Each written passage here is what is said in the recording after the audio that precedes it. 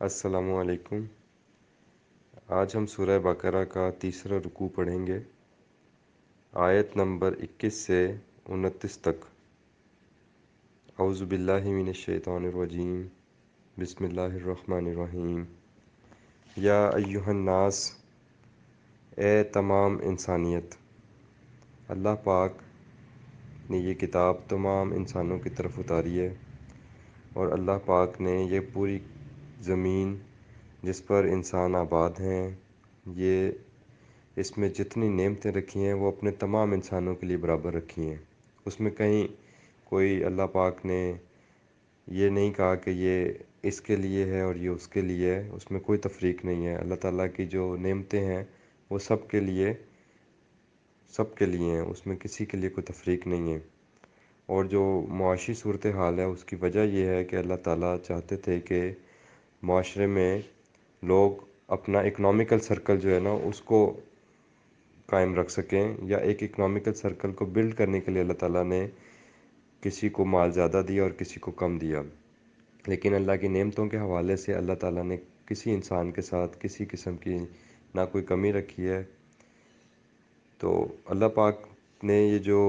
ہماری لیے قرآن اتارا ہے یہ تمام انسانیت کی طرف اتارا ہے، اور ہم نے ابھی قرآن کا ترجمہ سٹارٹ کیا تو یہ پہلی دفعہ ڈائریکٹ مخاطب کیا گیا ہے اللہ تعالیٰ کی طرف سے انسانیت کو، یعنی اللہ تعالیٰ نے مخاطب کیا تو انسانوں کو ہی مخاطب کیا۔ اور یہ سورہ بقرہ کی آیت نمبر 21 میں اللہ تعالیٰ نے پہلی دفعہ مخاطب کیا کہ یا ایہا الناس، اے پوری انسانیت، اے لوگو، اے تمام انسانوں، کیونکہ اللہ پاک سب کے رب ہیں۔ اعبدوا ربکم، اعبدوا کا مطلب ہے غلامی اختیار کر لو، اور جو غلام ہوتا ہے، عابد کہتے ہیں غلام کو، اور جو غلام ہوتا ہے وہ اپنے آقا کے ساتھ جڑ جاتا ہے، اس کے ساتھ نتھی ہو جاتا ہے، اس کے ساتھ وابستہ ہو جاتا ہے، پھر وہ اپنے آقا کے لیے خدمت کرتا ہے، اس کی خوشنودی حاصل کرنے کے سارے اقدامات کرتا ہے، سارے کام وہ کرتا ہے جس سے اس کا آقا خوش ہو، یعنی وہ اپنے آقا کی خوشنودی کے لیے جو کام کرتا ہے اس کو پھر عبادت کہتے ہیں۔ اور جو رب ہے، ربکم، وہ رب کا مطلب ہے ضرورتیں پوری کرنے والا۔ تو اللہ تعالیٰ انسانیت کو مخاطب کر کے کہہ رہے ہیں کہ اے پوری انسانیت، اے تمام انسانوں، وابستہ ہو جاؤ ربکم، اپنی ضرورتیں پوری کرنے والے کے ساتھ۔ دیکھیں لاجیکلی اللہ تعالیٰ بات کو سمجھا رہے ہیں، اللہ تعالیٰ کے ہاں کوئی زور زبردستی نہیں ہے۔ اللہ تعالیٰ تمام انسانوں کو تمام نشانیاں دکھا کر، قرآن میں بھی اللہ کی آیات ہیں، میں نے آپ کو بتایا، اور کائنات میں بھی اللہ کی آیات ہیں۔ اللہ تعالیٰ نے قرآن میں فرمایا نا، ان فی خلق السماوات والارض واختلاف اللیل والنہار لآیات لأولی الالباب، زمین کی تخلیق، آسمان کی تخلیق، دن رات کے آنے جانے میں آیات ہیں، نشانیاں ہیں، آیات ہیں، لأولی الالباب، غور و فکر کرنے والوں کے لیے۔ تو اللہ تعالیٰ انسان کے ذہن کو اس کی پرابنگ کرتے ہیں اور اس کو متوجہ کرتے ہیں کہ تم سوچو سمجھو غور و فکر کرو۔ اب یہاں پر اللہ تعالیٰ پوری انسانیت کو اسی محبت کے ساتھ مخاطب ہیں، اور اللہ تعالیٰ ان کو کہہ رہے ہیں کہ تم سب ایک اس ذات کے ساتھ جڑ جاؤ، ایک اس ذات کی وابستگی اختیار کر لو، ربکم، وہ ذات جو تمہاری ضروریات کو پورا کرتی ہے۔ رب کہتے ہیں ضرورتیں پوری کرنے والا، جو تمہاری ربوبیت کرتی ہے۔ ربوبیت، آپ نے اگر اس کا ایک مطلب سمجھنا ہے قرآن سے تو آپ آیت نکال لیں سورہ بنی اسرائیل، اس میں اللہ تعالیٰ نے فرمایا کہ دعا سکھائی ہے ہمیں، یار رب ارحمہما کما ربیانی صغیرہ، ہمارے پیرنٹس کے لیے ہمیں اللہ تعالیٰ نے ایک دعا سکھائی ہے کہ تم اپنے پیرنٹس کے لیے اللہ تعالیٰ سے یہ دعا کیا کرو، رب ارحمہما، اے اللہ ان دونوں پر رحم فرمائیں، کما، جیسا کہ ربیانی، انہوں نے میری ربوبیت کی یعنی پرورش کی۔ تو رب کا لفظ استعمال کیا اللہ تعالیٰ نے پیرنٹس کے لیے بھی کہ وہ ربوبیت کرتے ہیں۔ تو ربوبیت کیسے کرتے ہیں پیرنٹس؟ اس پہ ذرا غور کریں کہ ماں باپ جیسے ہی ان کو بچے کی اطلاع ملتی کہ دنیا میں ان کے اولاد آنے والی ہے تو وہ اس کا پہلے سے انتظام کر کے رکھتے ہیں، موسموں کے حوالے سے اس کے گرمی اور سردی کے کپڑوں کا انتظام پہلے سے کر کے رکھتے ہیں، اس کی خوراک کا پہلے سے انتظام کر کے رکھتے ہیں، اس کے بستر کا پہلے سے انتظام کر کے رکھتے ہیں، ٹھیک ہے؟ پھر جب وہ بچہ دنیا میں آتا ہے تو اس کی ساری ضروریات کا پہلے سے انتظام کر کے رکھتے ہیں پیرنٹس، بیفور ٹائم اس کی ہر ضرورت کا انتظام کر کے پیرنٹس نے رکھا ہوتا ہے۔ تو رب کہتے ہیں جو ضرورتیں پوری کرے اور بیفور ٹائم کرے، یعنی اس بچے کو تو نہیں معلوم کہ ابھی اس کو کس چیز کی ضرورت ہے، لیکن اس کے پیرنٹس کو معلوم ہوتا ہے اور وہ اس کی تمام ضروریات کو پورا کرتے ہیں۔ اب آپ دیکھیں کہ آج تو یہ وقت آ گیا کہ بچہ ابھی پیدا ہی ہوتا ہے تو اس کی اسکولنگ کی بھی فکر پڑ جاتی ہے ماں باپ کو کہ اس کو ہم نے کس اسکول میں بھیجنا ہے، اور پھر اگر انہوں نے کسی بڑے اچھے اسٹینڈرڈ کے اسکول میں بھیجنا ہے تو اس کے لیے باقاعدہ اس کی فیس کا انتظام کرتے ہیں اور پھر اس کے ایڈمیشن کے لیے تگ و دو کرتے ہیں، اور اگر ایڈمیشنز کسی ایسے اسکول میں کروانا ہے جہاں بڑا مشکل ہے تو وہاں کے لیے وہ سورسز بھی اپنے تلاش کرنا شروع کر دیتے ہیں۔ یعنی رب وہ ہے جو آپ کے وقت سے پہلے، آپ کے ضرورت پڑنے سے پہلے آپ کی ضرورت کا خیال رکھے اور پھر اس ضرورت کو پورا بھی کرے، تو رب اس کو کہتے ہیں۔ تو اللہ تعالیٰ انسانوں کو کہہ رہے ہیں کہ دیکھو جو ہستی تمہاری ضرورتوں کو پورا کرتی ہے، تم اس ہستی کے ساتھ جڑو، بجائے اس کے کہ تم ادھر ادھر اور اپنے لیے تلاش کرتے ہو اور آقا تلاش کرتے ہو اور ان کی خوشنودی کے لیے اعمال بجا لاتے ہو، اور اعمال ایسے بجا لاتے ہو جن سے وہ خوش ہوں اور تگ و دو کرتے ہو، تو تم ایسی ہستی کے ساتھ کیوں نہیں وابستہ ہو جاتے جس ہستی نے تمہاری تمام ضروریات کو پورا کر رہی ہے؟ اللہ زی، یہ وہی ذات ہے جو خالقکم، جس نے تمہاری تخلیق بھی کی ہے۔ اب دیکھیں نا، اللہ تعالیٰ نے ہی تخلیق کیا، اللہ تعالیٰ نے ہی انسان کو پیدا کیا۔ اس دنیا میں آنے سے پہلے کسی کو نہیں معلوم تھا کہ وہ کہاں تھا، اور اس دنیا سے دنیا میں آنے کے بعد اس کی جتنی ضرورتیں ہیں وہ ساری اللہ تعالیٰ پوری کر رہے ہیں۔ اس دنیا میں اس نے کس طریقے سے زندگی گزارنی ہے، کیا کیا اس کے زندگی کے مراحل ہیں، وہ سارے اللہ تعالیٰ کی پروگرامنگ کے تحت چل رہے ہیں۔ تو اللہ تعالیٰ اس بندے کو غور و فکر کر کے دعوت دے رہے ہیں ہر انسان کو کہ تم سوچو کہ تم میں اس ذات کے ساتھ جڑنے کے لیے کہا جا رہا ہے جس ذات نے تمہاری تخلیق کیا، اور پھر وہ تمہاری ضروریات کو بھی پورا کرتی ہے۔ جیسے ہم کوئی گاڑی لیتے ہیں اور ہم سمجھتے ہیں کہ یہ گاڑی ہونڈا کمپنی کی ہے سپوز، تو ہم سمجھتے ہیں کہ وہ کمپنی کہتی ہے کہ بھائی اس کی جو مینوفیکچرر ہم ہیں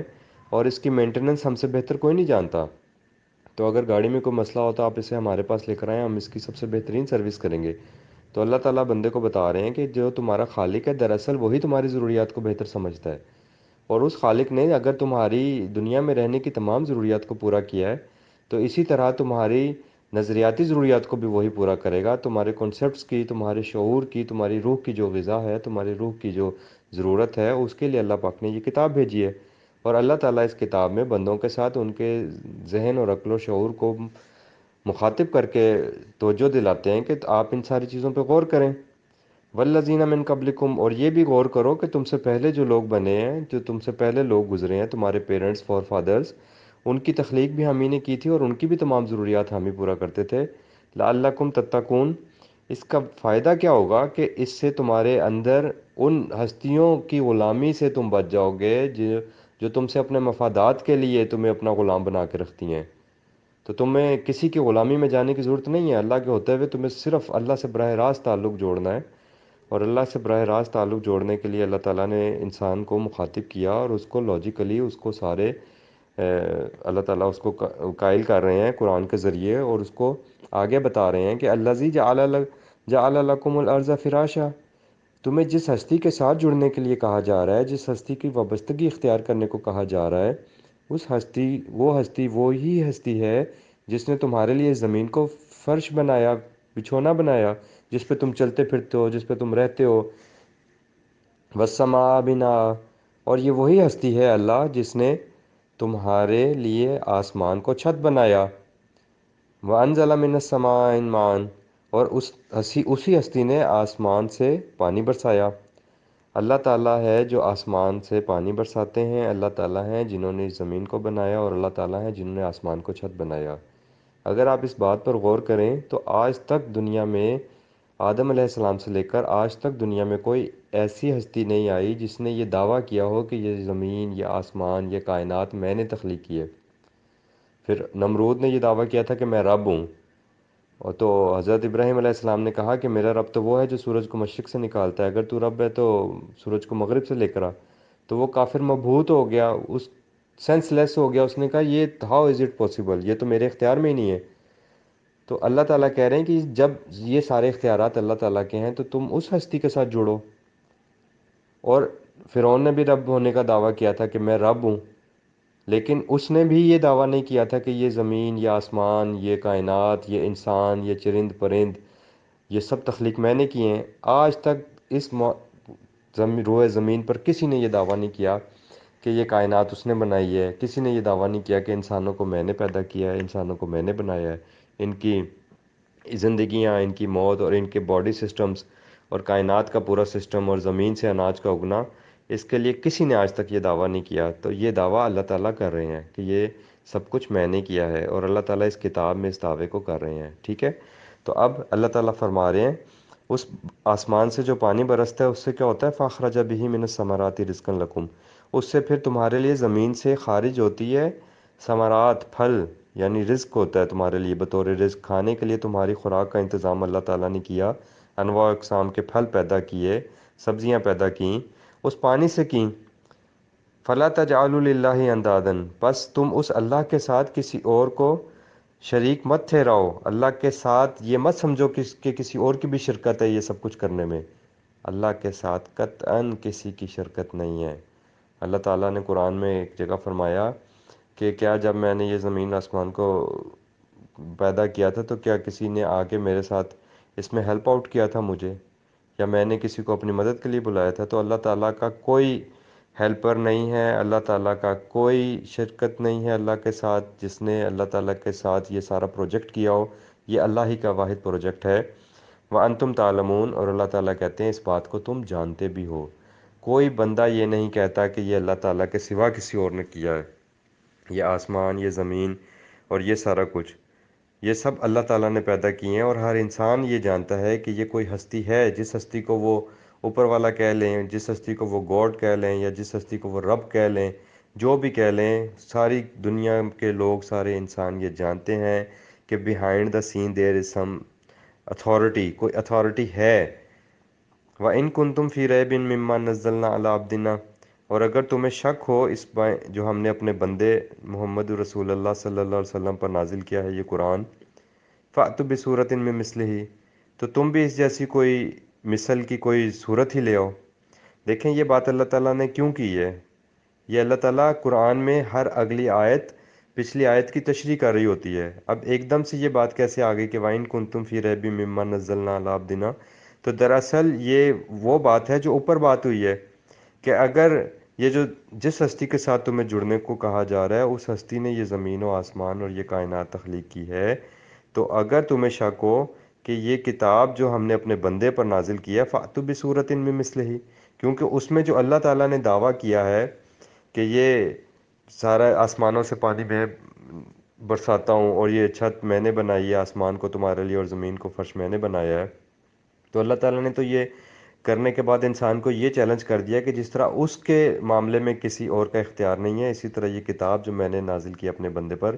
اس میں بھی کسی اور کا کوئی اختیار نہیں ہے، اور اس میں کسی قسم کے کسی کا کوئی ہاتھ نہیں ہے کہ کوئی اور یہ کتاب نازل کرتا۔ اس میں کسی قسم کی کمی نہیں ہے اس کتاب میں، یہ تمہارے رب کی طرف سے دی گئی کتاب ہے۔ اور اللہ تعالیٰ نے یہ بطور چیلنج انسانوں کو کہا ہے کہ تم اس کتاب میں تم کوئی ریپ ڈھونڈو۔ دیکھیں نا اس کتاب میں آپ کو ایک مثال دیتا ہوں، اللہ تعالیٰ نے قرآن پاک میں فرمایا کہ میں نے ہر زندہ چیز جو ہے وہ میں نے پانی سے بنائی ہے، یعنی اس روئے زمین پر اس کائنات میں جتنی بھی زندہ چیزیں ہیں، حشرات ہیں، جن اپنا انسان ہیں یا حشرات ہیں یا جانور ہیں یا چرند ہیں یا پرند ہیں، ان کی بات ہو رہی ہے، یا یہ نباتات ہیں۔ اللہ تعالیٰ کہتے ہیں کہ میں نے ان سب کی ابتدا پانی سے کی ہے، یعنی زندہ چیزوں کی تمام چیزوں کی جو ابتدا ہے نا وہ اللہ تعالیٰ کہتے ہیں میں نے پانی سے کی ہے۔ تو یہ بھی اللہ تعالیٰ نے قرآن پاک میں بتایا۔ تو اسی ایک چیلنج کو لے کر آپ دنیا کے سامنے چلے جائیں۔ قرآن پاک نے تو بے شمار چیلنجز کیے ہیں۔ قرآن پاک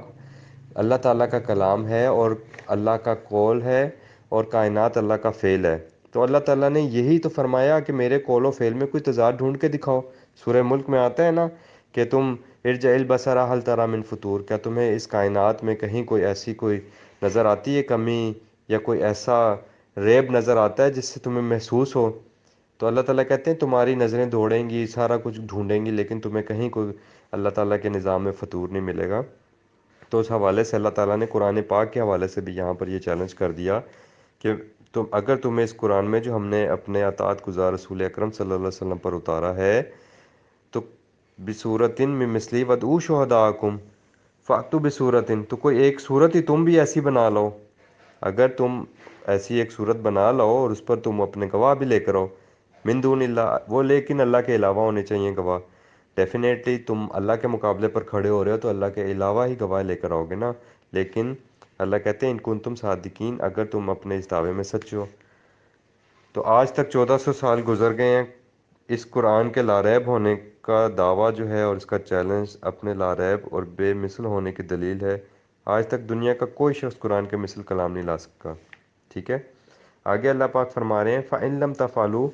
بس اگر تم ایسا نہیں کر سکو، وَلَن تَفْعَلُوا، اور تم ہرگز ایسا کر ہی نہیں سکتے،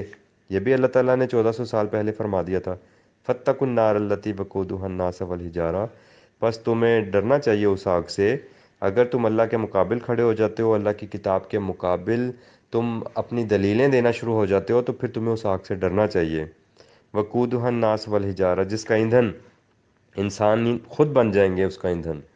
انسانوں سے وہ آگ جلتی رہے گی، والحجارہ، اور پتھر آپ کو پتہ ہے جب ایک دفعہ گرم ہو جاتا ہے تو اس کی ہیٹ کتنی دیر تک رہتی ہے۔ اعدت للکافرین، یہ قرآن کا انکار کرنے والوں کے لیے تیار کی گئی ہے، جو اللہ کی بات کو نہیں مانتے، یہ آگ ان کے لیے تیار کی گئی ہے جو انہی کے جلنے سے آگ جلتی رہے گی۔ تو اللہ پاک نے یہ جو قرآن میں بتایا کتاب اللہ کے حوالے سے، تو آگے اللہ تعالیٰ بتا رہے ہیں کہ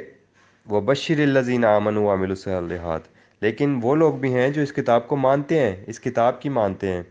تو ایسے لوگوں کو جو اللہ کی بات کو مانتے ہیں ان کے لیے بشارت ہے۔ آپ دیکھیں نا، آپ کی سائنس کیا ہے؟ سائنس کیا کہتی ہے؟ سائنس کہتی ہے کہ ہم ہر اس چیز کو مانیں گے۔ سائنس کے بقول آج کل ہم لوگ جو جدت پسند ہو گئے ہیں، ہم سمجھتے ہیں، ہمارے ہاں کئی کویشچنز اٹھتے ہیں کہ جی کوئی ہستی ہے ہی نہیں پیچھے، کوئی اختیار ہے ہی نہیں کسی کا، کوئی کنٹرول ہی نہیں ہے کسی کا، یہ کائنات خود بخود بن گئی اور یہ سب کچھ ہوتا رہا۔ تو اب سائنس کیا کہتی ہے؟ اب سائنس کیسے اللہ تعالیٰ کو مانے، کیونکہ اللہ تعالیٰ لیس کمثلہ شیء، تو اللہ تعالیٰ تو کسی چیز کے مثل ہے ہی نہیں، تو وہ سائنس کو کہاں سے معلوم ہوں گے؟ اب ہوتا کیا ہے کہ سائنس جو ہے نا، وہ یا علم جو ہم انسانوں کو جو علم ہمارے پاس جو علم ہے، ہم اس کی جب ہم کسی چیز کو جو ایگزسٹنگ چیز ہے، ہم آلریڈی جو ایگزسٹنگ ہے اس کے بارے میں ہمارا نالج ہوتا ہے، ہم اسی لیے کائنات ایکسپینڈ ہوئی جا رہی ہے، اور ہم جتنی کائنات تک پہنچتے ہیں پتہ لگتا ہے یہ تو اس سے بھی آگے بڑھ چکی ہے۔ جیسے بگ بینگ کی تھیوری ہے کہ جب بگ بینگ ہوا اور دھماکہ ہوا، اور جو اس وقت ڈایا میٹر تھا اس یونیورس کا وہ 13 بلین تھا، اور آج آپ سائنس نیٹ کے اوپر چیک کریں تو یہ 93 بلین سے بھی زیادہ ڈایا میٹر ہو گیا، یعنی کائنات یونیورس از ایکسپینڈنگ، اور جوں جوں یہ اس جگہ تک پہنچتی ہے جہاں تک اس کے نالج میں آتا ہے تو کائنات اس سے پھر اور آگے جا چکی ہوتی ہے۔ تو سائنس جو ہے وہ ایگزسٹنگ چیز کے اوپر ہمیشہ بات کرتی ہے، اور جیسے مادہ کے اوپر بات کرتی ہے، فزکس کے اوپر۔ فزکس کیا ہے کہ کوئی چیز موجود ہے، فزیکلی موجود ہونی چاہیے۔ تو یہ چیلنج اللہ تعالیٰ نے قرآن میں کیوں دیا کہ قرآن فزیکلی موجود ہے، تم اللہ کا انکار تو کر سکتے ہو لیکن تم اس قرآن کا انکار کیسے کرو گے؟ یہ تو فزیکلی موجود ہے، اور اس فزیکلی موجود اللہ کے کلام کے جو بات ہے، اس میں فزیکلی موجود کائنات کے متعلق چیلنجز دے دی گئے۔ اس کائنات کے متعلق اللہ تعالیٰ نے وہ تمام انفارمیشنز انسان کو دے دی جن انفارمیشنز تک انسان خود اپنے علم سے نہیں پہنچ سکتا۔ اللہ تعالیٰ نے کہا نا کہ علم الانسان ما لم یعلم،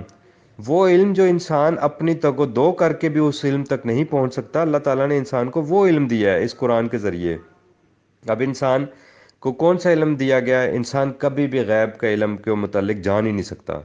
انسان کبھی بھی اپنی پیدائش سے پہلے وہ کہاں تھا یہ وہ جان ہی نہیں سکتا، اپنی پیدائش کے بعد وہ کہاں جائے گا، سائنس جتنی بھی ترقی کر لے وہ اس فیکٹس کو نہیں جان سکتی۔ بھائی کیسے جانے گی سائنس اللہ تعالیٰ کو متعلق؟ کیسے جانے گی؟ وہ اللہ تعالیٰ کی آلریڈی فزیکل ایگزسٹنگ اس بک کے سے جانے گی یا اس ایگزسٹنگ یونیورس سے جانے گی؟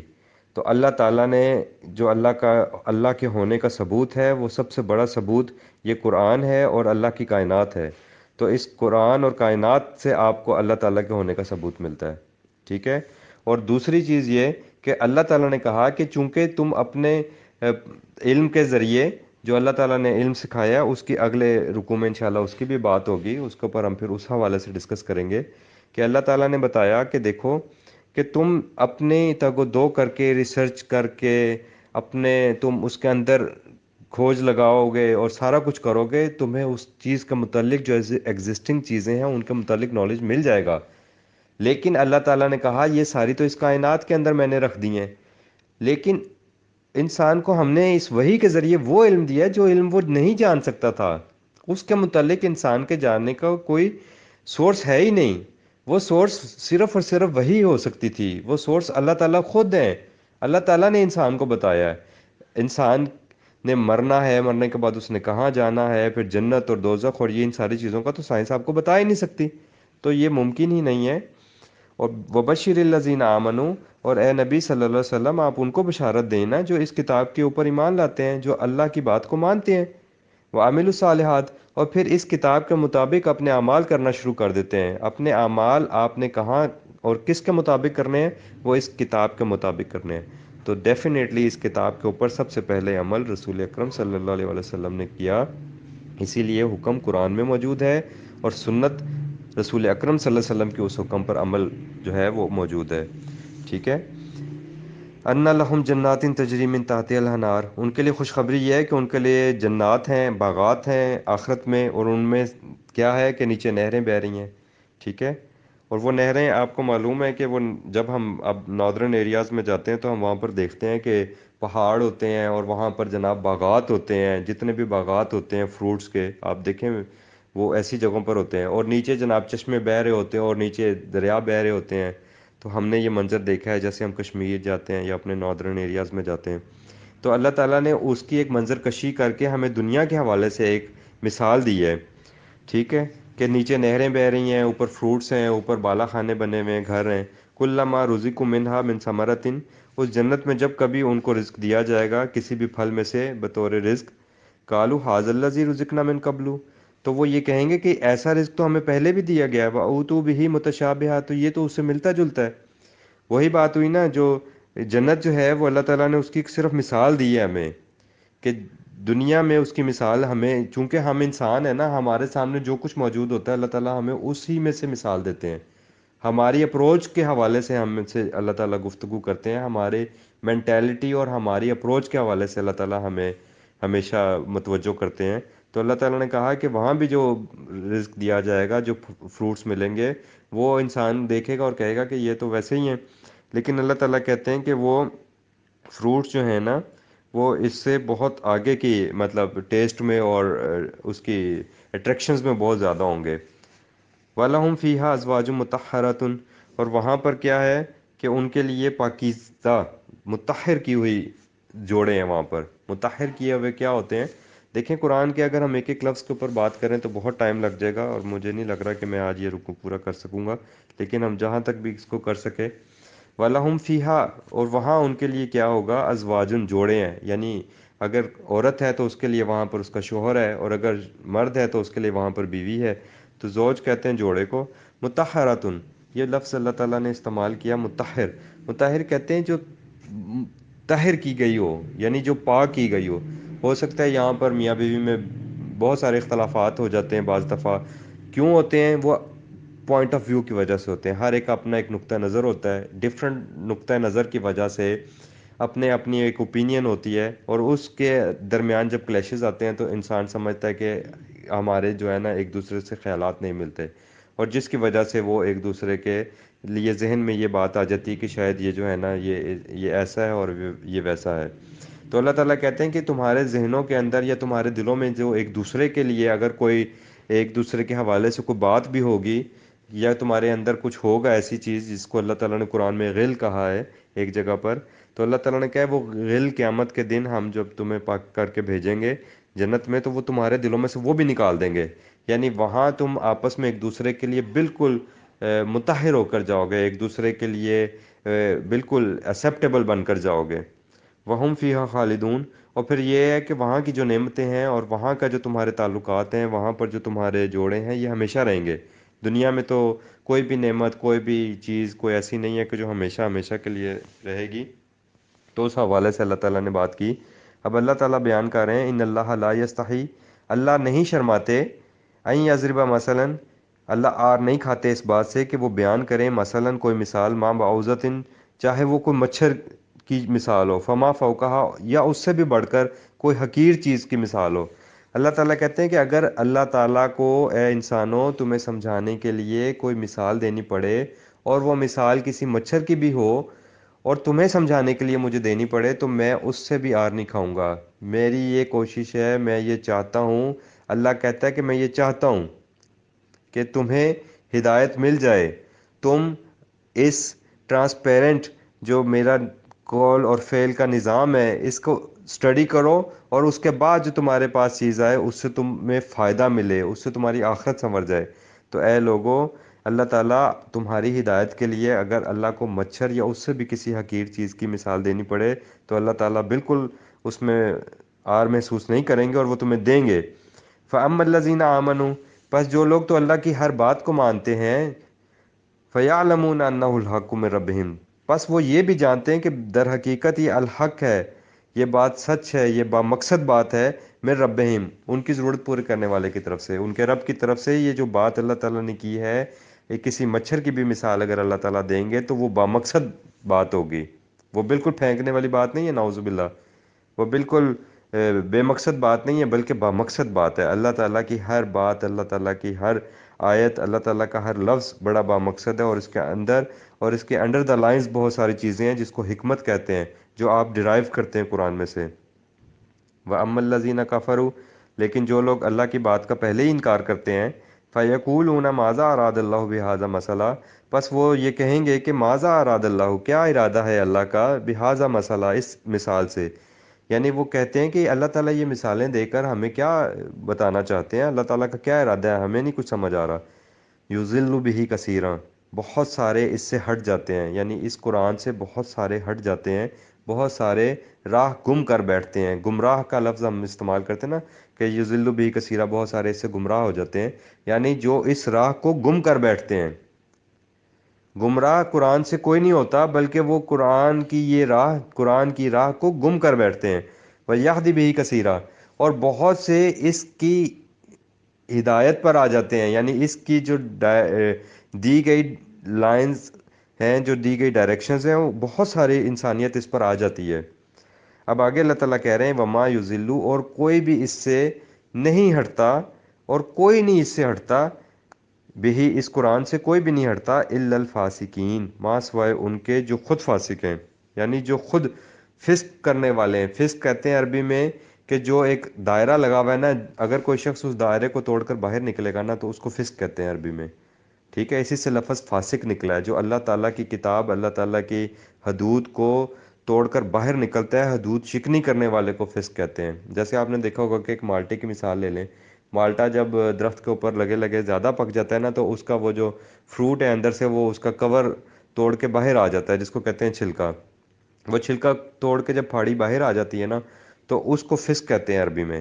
تو جو لوگ خود قرآن سے باہر جائیں گے، جو لوگ خود سمجھیں گے کہ ہمیں قرآن سے مکمل ہدایت نہیں ملتی، اور وہ کہتے ہیں کہ قرآن میں ہر چیز نہیں ہے، تو وہ خود